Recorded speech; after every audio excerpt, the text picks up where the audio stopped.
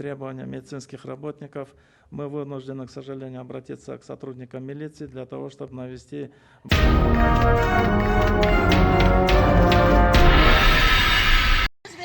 Жеткирип беребиз, Казакстан менен сүйлөштүк, силердин элиң, силердин бийлигиңер кол коюп берсе болду, биз жеткирип беребиз, казактар менен сүйлөштүк деп Оренбургдун губернатору айтып атат келипчи. Жок нерсе бир жол кол коюп берип койсун болуп кетебиз. Biz ümit kılayımız, özümüzün akçağızga ketemiz gerek bolsa.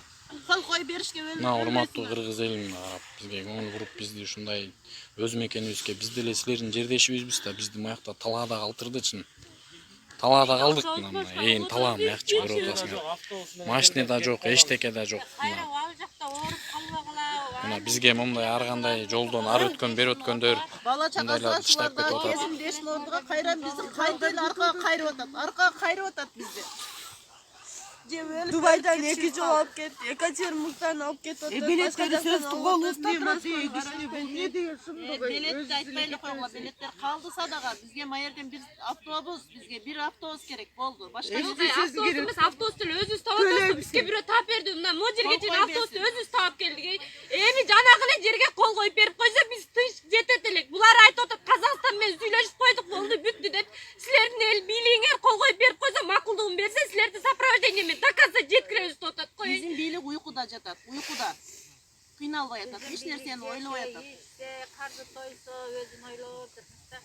Окшогон бийликтин кереги жок. Граждане, которых вывезли из Соль-Илецка, сегодня, прошлой ночью, прошлым днем отмечается неприятие общих требований, идут нарушения, были нарушены правила обсервации, неподчинение требованиям медицинских работников. Мы вынуждены, к сожалению, обратиться к сотрудникам милиции для того, чтобы навести порядок в этом обсерваторе. Были попытки побега с этого обсерватора, и вот данная категория наших прибывших мигрантов, не понимая, какая опасность будет исходить для их же родственников, для их же родителей, для их же знакомых. Есть риск заражения, но это было вчера какое-то противодействие.